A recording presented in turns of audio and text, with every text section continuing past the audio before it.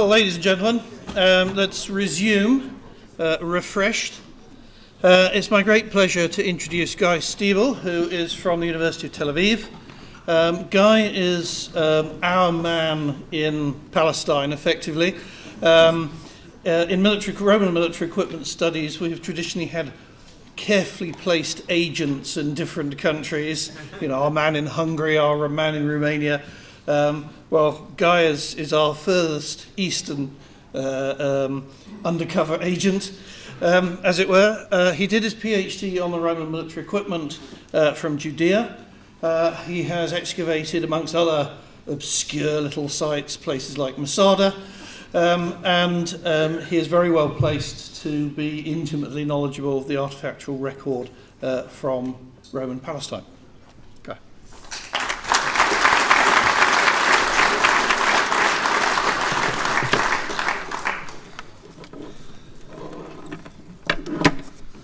And now for something nearly completely different.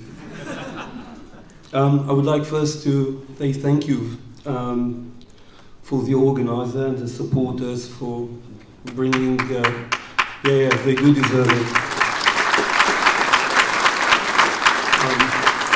A truly stimulating event, and it's quite comforting to know that there are some other people addicted. I mean, we're not the only one who suffer from that illness. Personally, I would like to pick up at the year of 63 BC, when Pompeius Magnus conquered Judea and Jerusalem, through to King Herod the Great, and thereafter the two Jewish revolts, or in other words, what has the Roman ever done for us? Speaking about the devil, last year at King's College, I found myself with two of my heroes. Well, not Bishop and Cornerstone, but John Cleese and Terry Jones, nearly the same.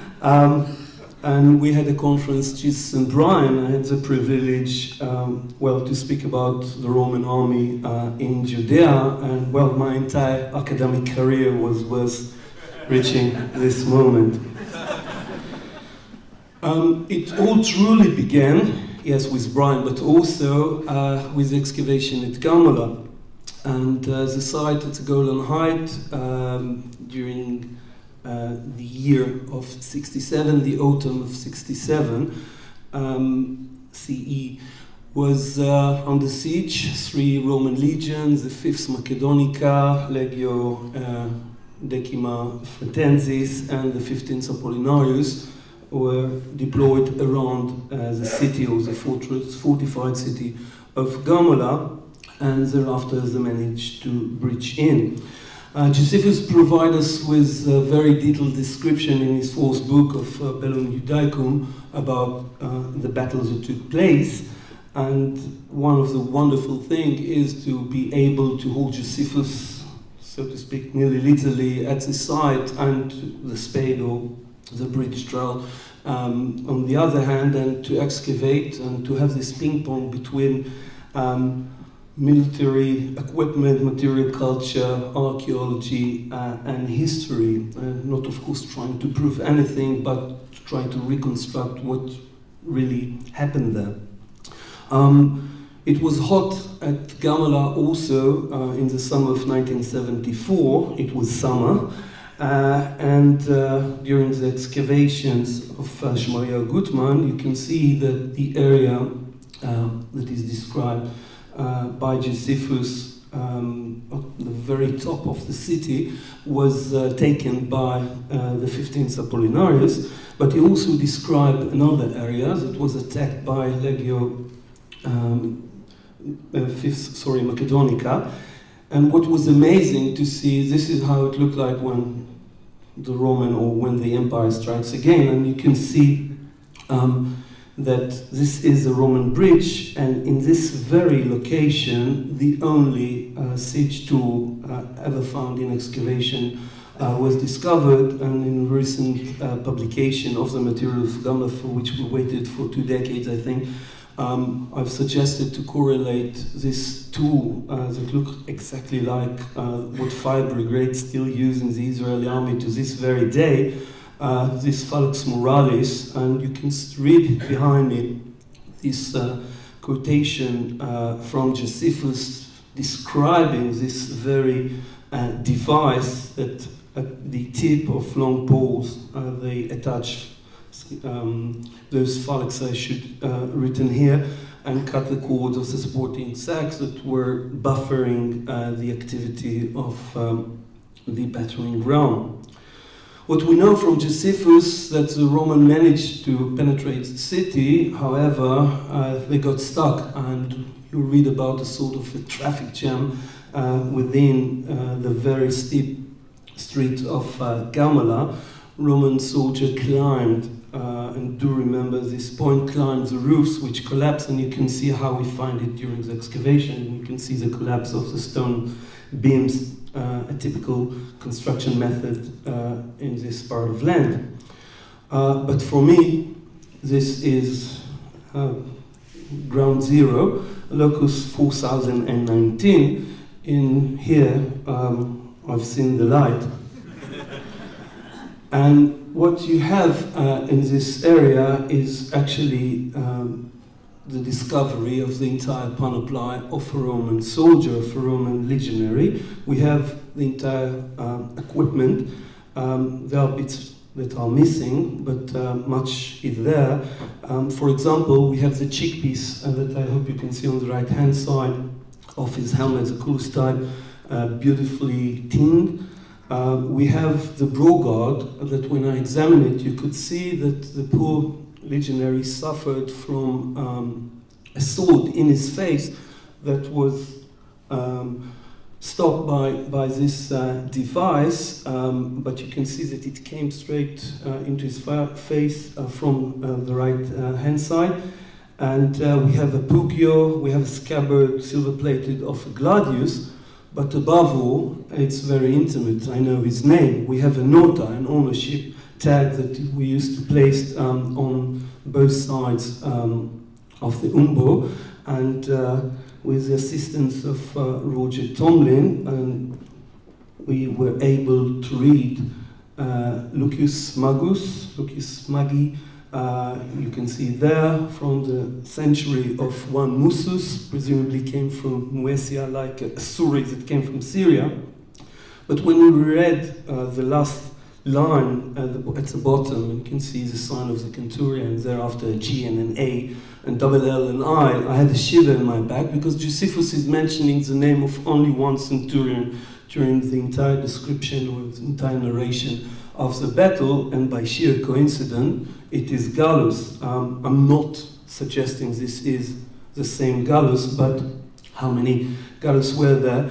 And we have the name, as I said, Lucius, the wise man or the old man was the name of our soldier.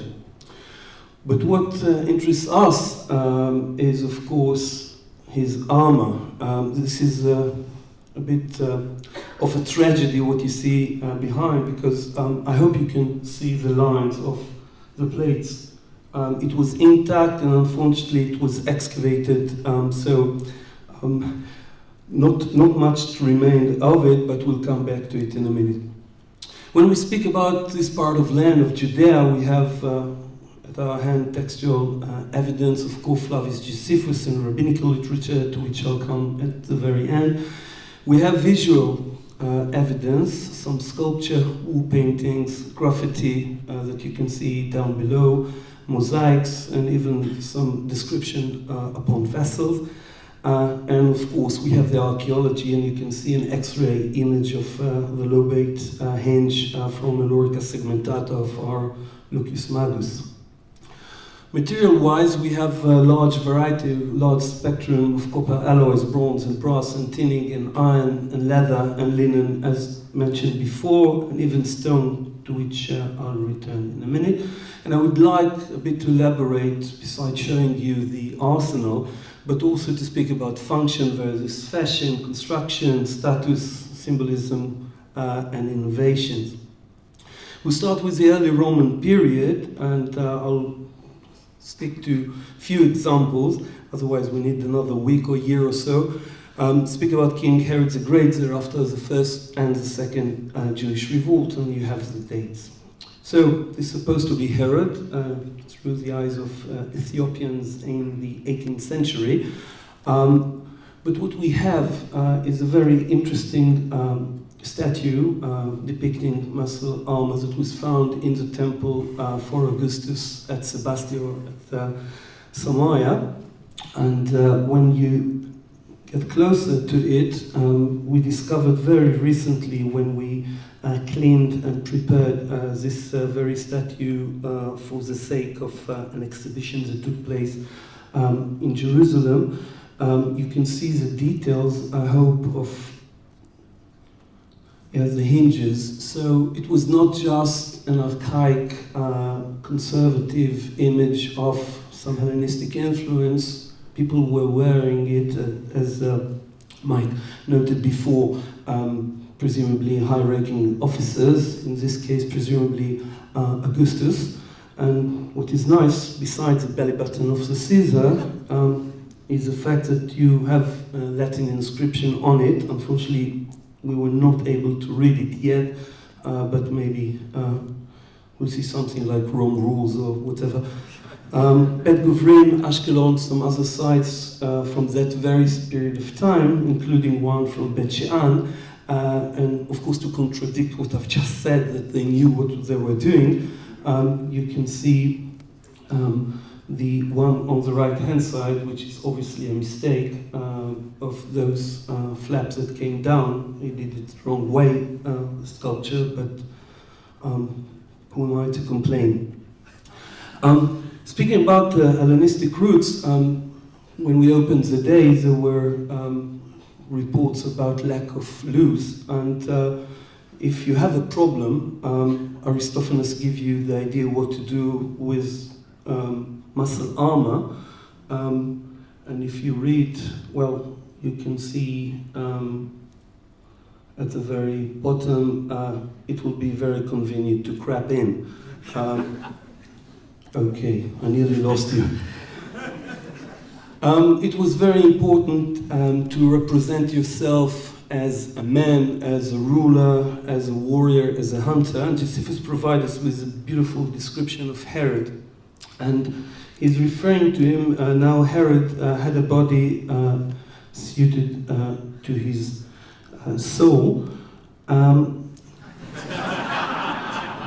where he generally, and you can see, and was ever a most excellent hunter, where he generally had good success by the means of his great skills in riding horses. For in one day he caught 40 wild beasts. He was also such a warrior as could not be withstood. Many men, therefore, there are who have stood amazed at the readiness of his exercise when they saw him throw the javelin directly forward and shoot the arrow upon the mark. And then, besides his performances of his depending on his own strength of mind and body, fortune was also very favorable to him, for he seldom failed to success in his wars. And I do know the poor archaeologist on the left-hand side that confessed 3 weeks after that he actually planted the sulfuri in the sea that by coincidence and by chance were found by Herod, by Putin. Archaeology-wise, so we do have artifacts, and we have scale armor from Jericho on the left-hand side, made of iron, but a very interesting cache of copper alloy scales were found by, so to speak, by my father, by Guy Stiebel, who excavated the site in the 60s, and they were reported to be from the first Jewish revolt. What worried me was the fact that we have something like 600 scales in this very location. Not a single scale was found attached or fastened to another, which is troubling.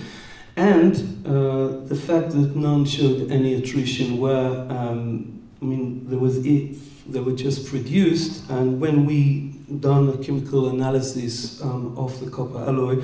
It actually showed by Matthew Ponting of Liverpool University, demonstrated they are indeed earlier and should be dated to the time and the techniques employed during the time of King Herod the Great, and therefore we published them several years ago as sort of spare scales from the time of King Herod the Great.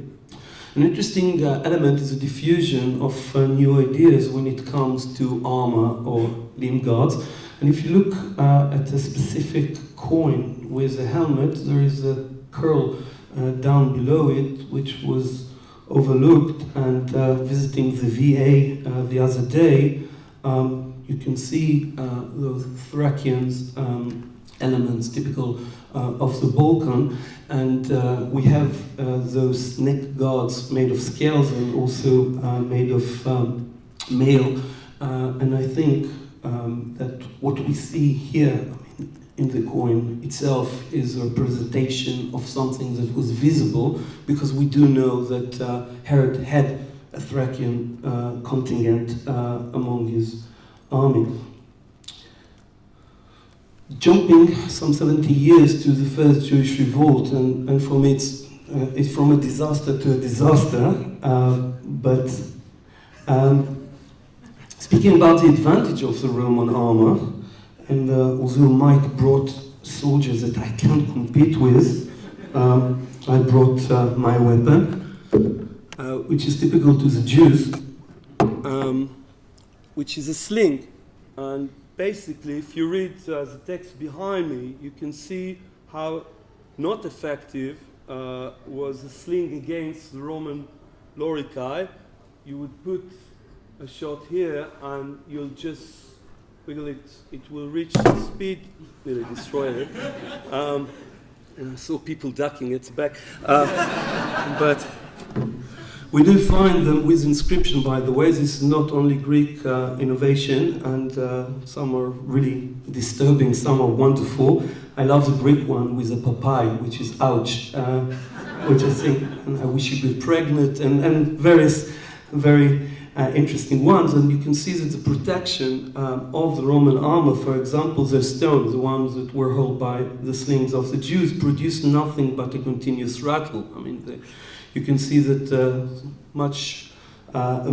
smaller numbers of wounded and, of course, Roman casualties. But the advantage goes with the danger, and Josephus notes that the Jews pour boiling hot oil on the Romans, and you can see how dangerous it was for the Roman being caught, nearly being cooked in the armor. I'm happy to share with you the news that the Gamla, with the work of Dr. Dani Sion of the Israel Antiquity Authority, is out, and there are 3 chapters dealing with military equipment. And in it you can find references, for example, for scales made of various materials. But as Mike said, the most dominant feature is the lorica segmentata. Do bear in mind 3 legions wear them, and we have the fragments of the armor itself, the plates, the tie hoops, or loops, washers, lobet hinges, you name it.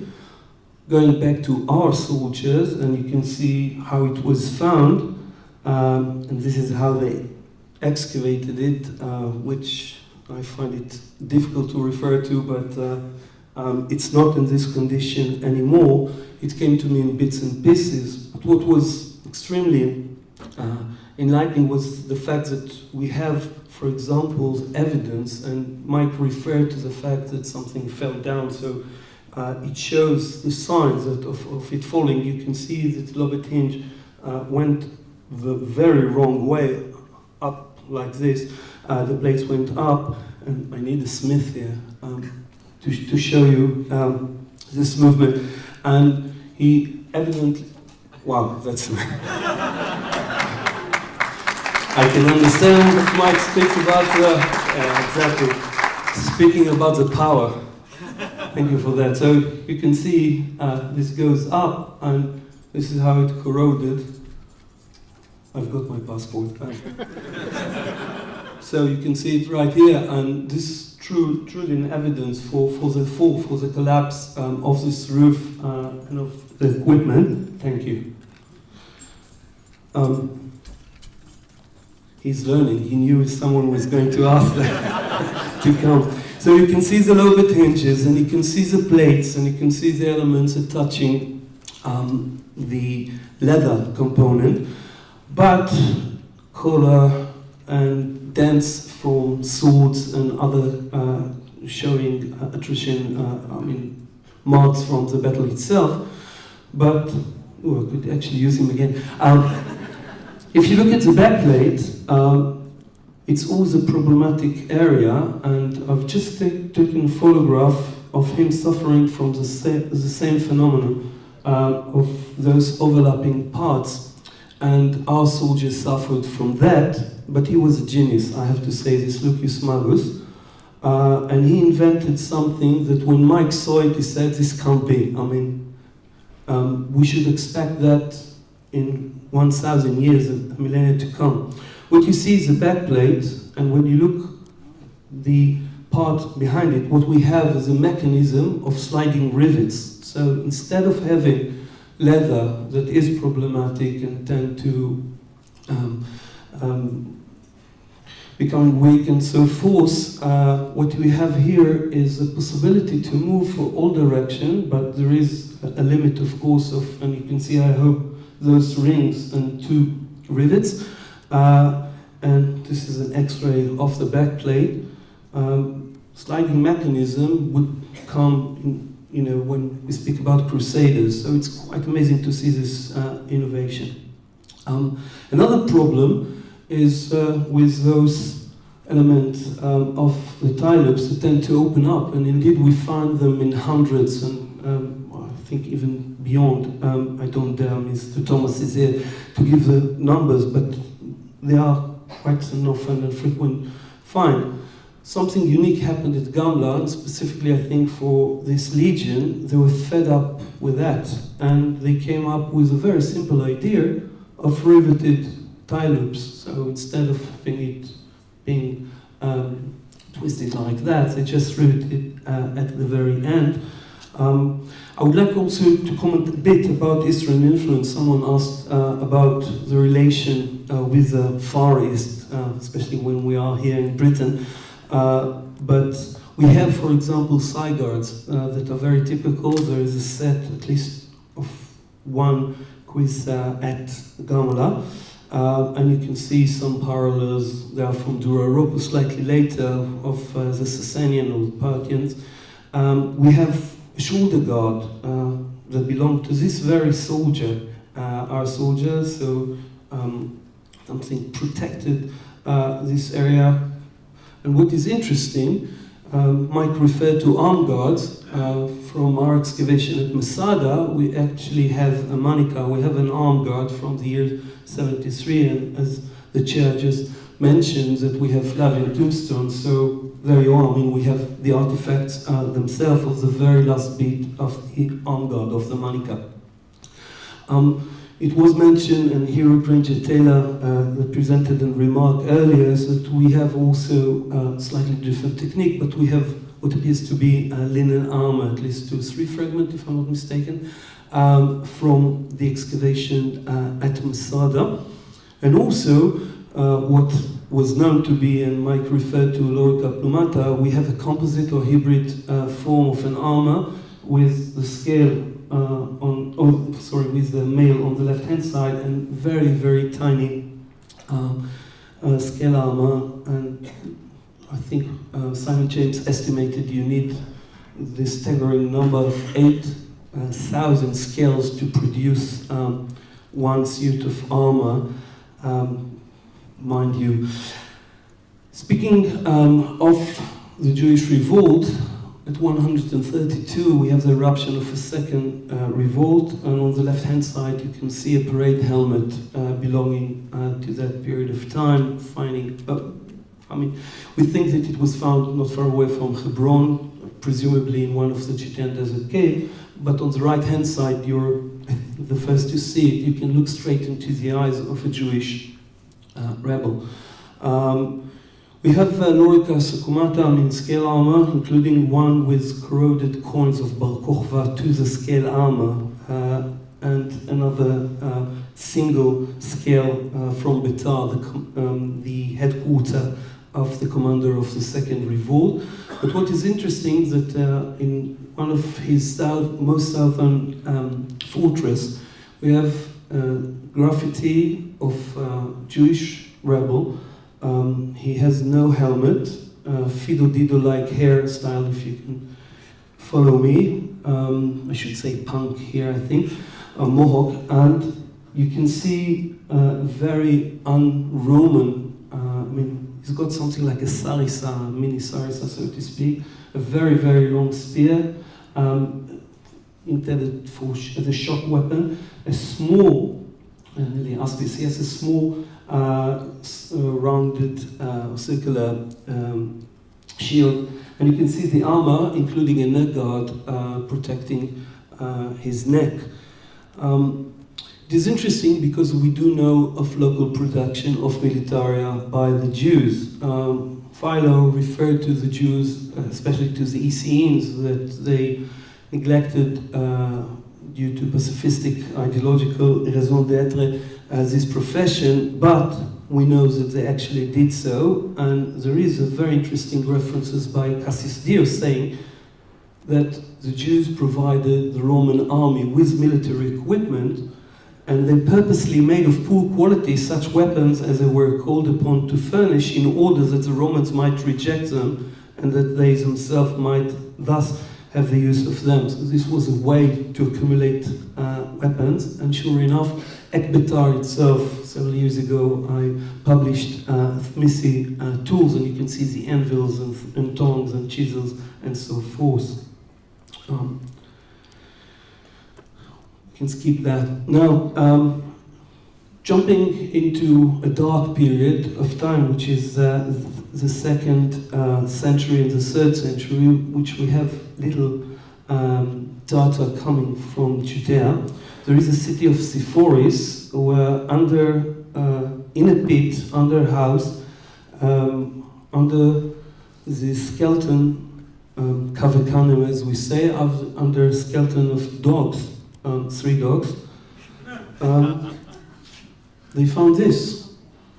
And we have a corroded but complete scale armor, unfortunately not from copper alloy but from iron, so it's nearly, you need to chisel the scales out, but you can see the fastening element, and you can see the remains. The weight was estimated at around 5 kilos, so it was pretty heavy set of armor.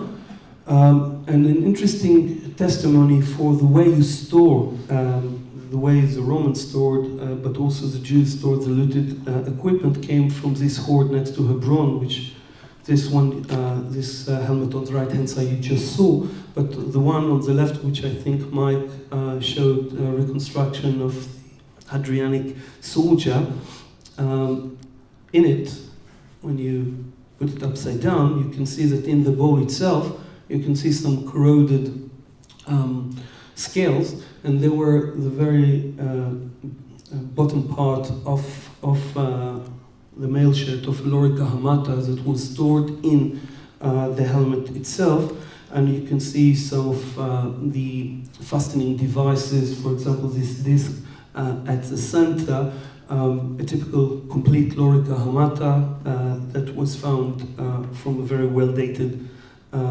site. We also have greaves, which Mike referred to. What is interesting is that they were in use presumably not only by centurion but also by ordinary soldiers, and you can see at least 2 sets of them. What is interesting is that we have also the knee part, and at least on one that you can see, I hope, the mark showing you this dent, presumably part of the result of being hit by a sword or a sharp element. This brings me to the middle or late Roman period, and I want specifically to speak about Armageddon. I hope you know that Har Megiddo, the mountain of Megiddo, is the origin of Tel Megiddo, The Mount of Megiddo is a region for Armageddon, with all due respect to Bruce Willis. And not far away from the junction, they found a prison with the oldest Christian church in it. Tremendous discovery.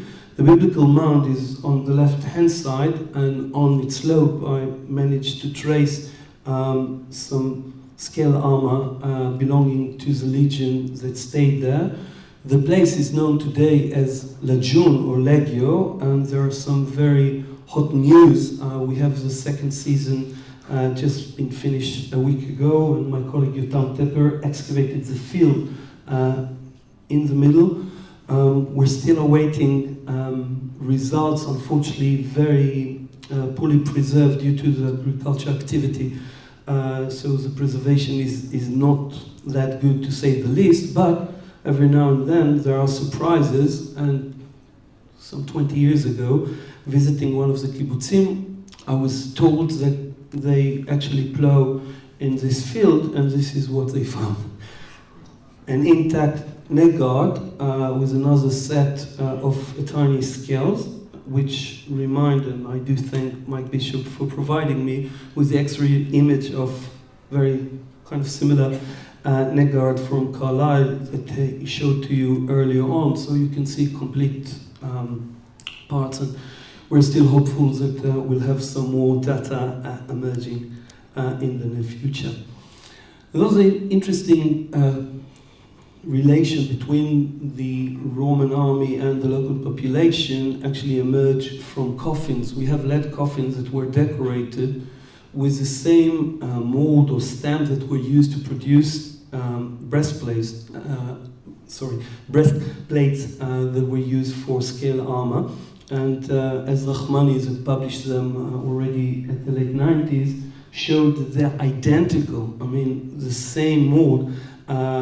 You have the stamp on, bless you, on the coffin itself, but also on the breastplate, and you can see some other designs from that book of design, if you wish, that was used to produce military equipment, but also maybe the result of the activity of the army. So you produce coffins as well.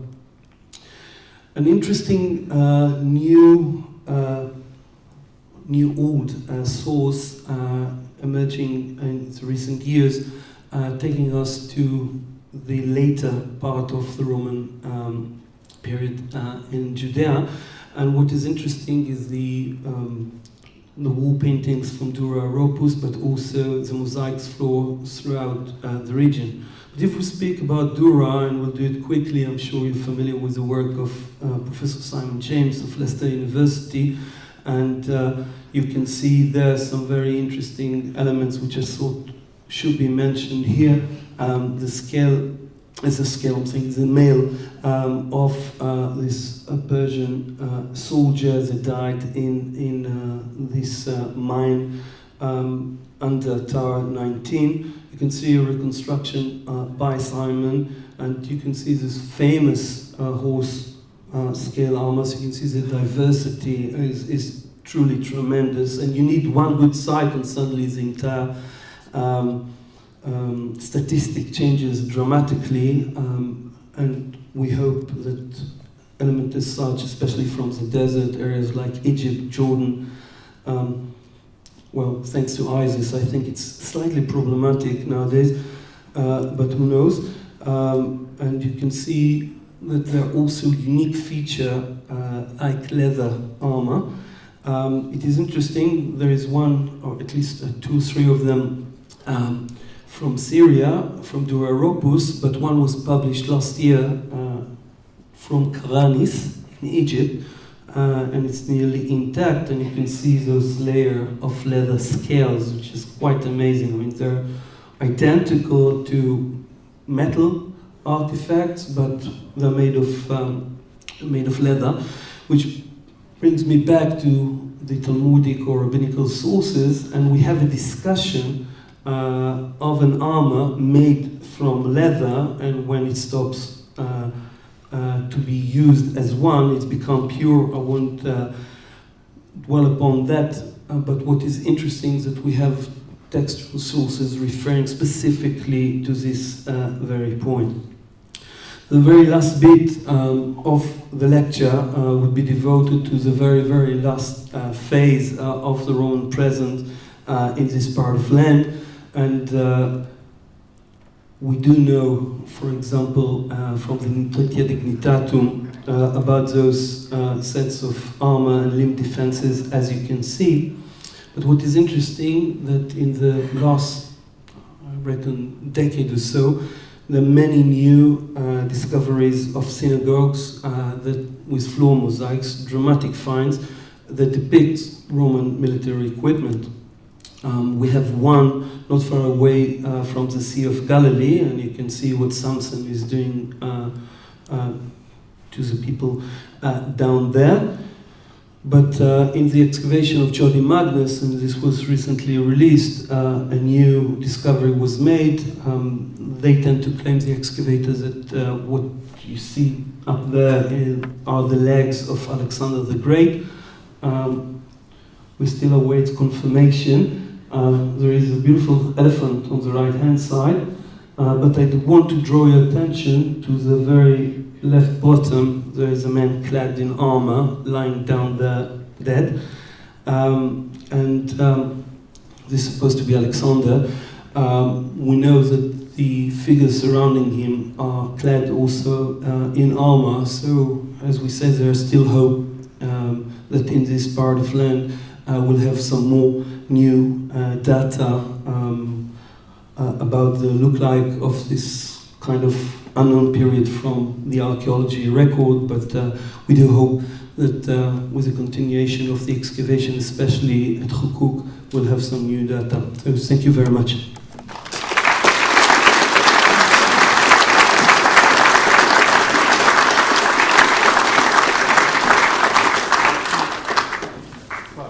Thank you very much indeed, Guy. That was a tremendous tour de force through the archaeology of the region. I'm always tickled when I see sources of the 3rd and 4th century where the Roman army comes into glorious technicolor through mosaics and frescoes, and we can start to get textile colours and things like this, which we're struggling with earlier periods. So, any questions? Don't be shy, stick your hands up prominently so we can see the gentleman there.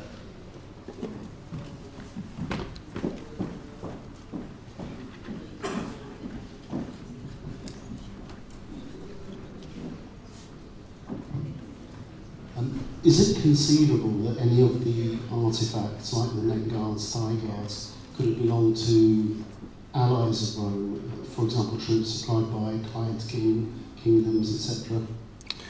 It depends on the period. We do have, for example, knowledge about King Herod the Great recruiting soldiers from Babylon, for example, especially archers, mounted archers.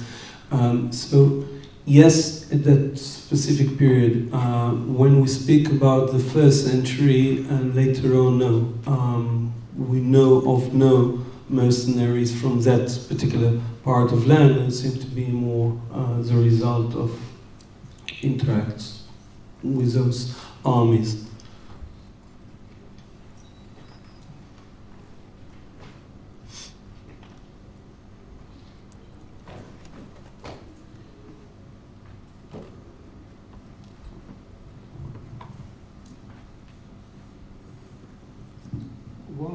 One can imagine the effect of the heat on plate armour in the middle of a Judean summer. I'm melting right now, but yeah. Is there any indication that they used covering as per the Crusaders to cover their armour to protect it from the heat? First of all, they didn't march all day long. I mean, it's the fact that we know them from various sources as if they were, killing Jews every now and then. This wasn't the case. Yes, we have 2-3 revolts, but most of the time, I don't see a Roman soldier marching by in full armor. It would be life-threatening to march on Masada in the summer. I told once my students it's probably committed suicide because of the weather. But being serious, I do think that this is one of the reasons why, for example, the siege of Masada started on February. So you do adjust yourself if you can.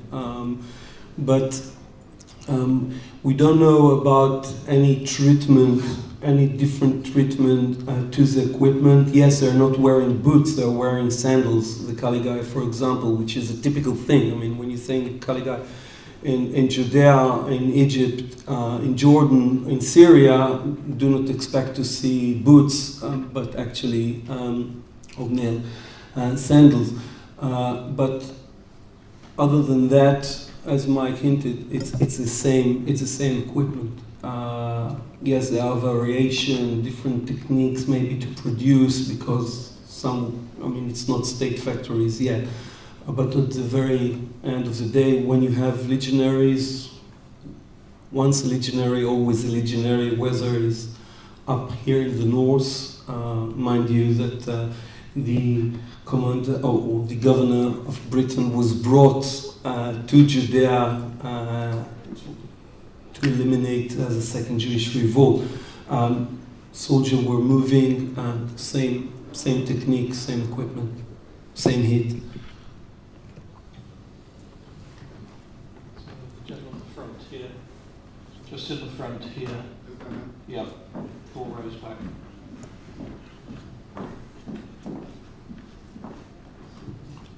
Any thoughts on the kind of armour that might be worn by the graffito of the Jewish rebel, what that might be, whether it's quilted or stylized scale or what it might be? There are many ideas. Whether, if you're asking if I know, no. I think I'll come to it in a second. Sorry.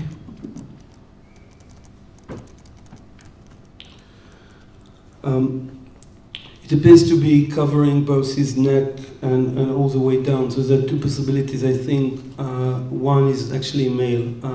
We know that male existed already in the Hellenistic East, in the 3rd century, 2nd century. I mean, we know of them.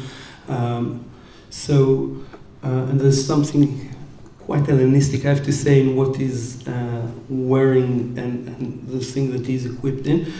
You must remember that there is a possibility that at least the armor was looted, and we know quite a few occasions where they took over a unit at Engedi and other places and just reused it.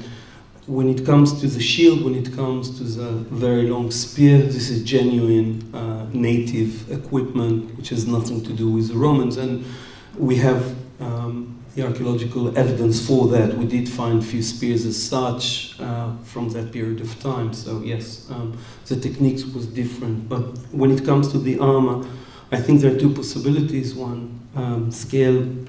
I tend to see it more like a male, but this is a guess, not more than that. Just leading on from that, do you think he's lacking a helmet, which seems a bit suicidal?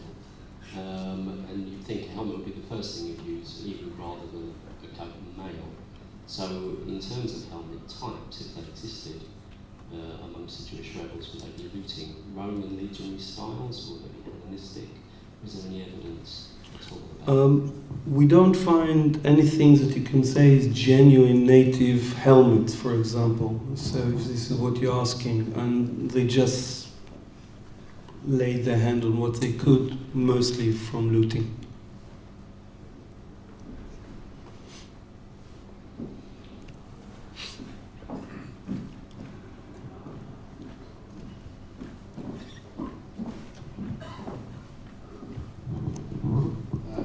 You moved in, at one stage you moved into Duros Europa, so do you mind if I go into Jordan? Not at all. It's not personal. No, of course not.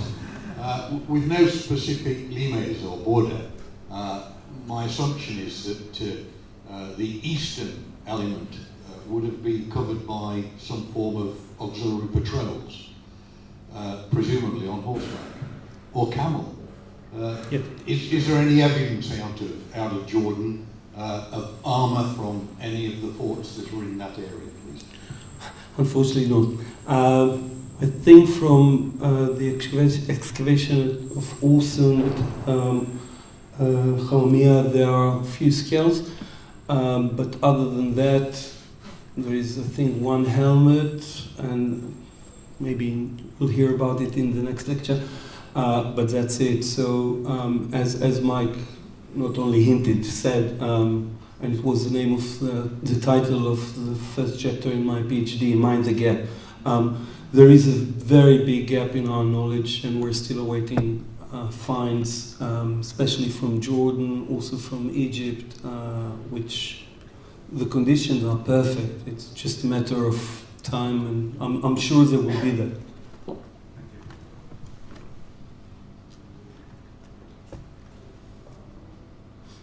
Right. I think people are beginning to feel the effects of heat and armour over long periods of time.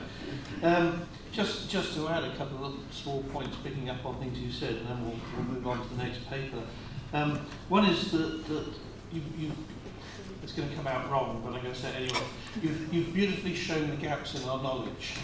In that we with reconstruction paintings, the superb art of Guy and others, you tend to forget how much guesstimation goes into them. And the lovely case in point that links up with the last paper, of course, is our knowledge of Laric segmentata, a Renaissance term coined for a type of armour we don't know really what the ancient term was for. Because it's on Trajan's column, people thought it was first a Trajanic invention. Then we get pieces from southern Britain, so people think, perhaps Claudio-Neronian because of the invasion. Now we've got Calcresa, so we're back to the Augustan period. But then we've got segmental armour and Hellenistic, Pergamon reliefs, etc. So, we're right back into the Hellenistic period, probably. And all it takes is one extra little piece of evidence to fill in those gaps very effectively. I absolutely agree. I think part of the problem, yes, we're saying things like evolution, but I think all of the speakers today were very cautious to say this is a linear evolution or change. It's so far more complex, and you need just one discovery that breaks the chronology and of course the origin. It's like this manica that suddenly emerge and they are appearing more and more. So I'm sure this is part of it, and the mechanism of change appears to be far more complex. East is different from West from that point of view because other mechanisms were involved, different enemies, different climate. There is something solid about legionaries, and Mike demonstrated it beautifully. But when you look at the very small details on the level of the unit and sometimes even the person, once you know them, they start to look slightly different, like modern soldiers. Yes, even in modern armies, the concept of uniformity is a very artificial parade thing. Exactly. Out in the field as quickly as they can. They get new boots, different bergens, different, pick up other people's weapons, etc. Yeah. In a very sort of ergonomic sort of way. Well, thank you very much indeed.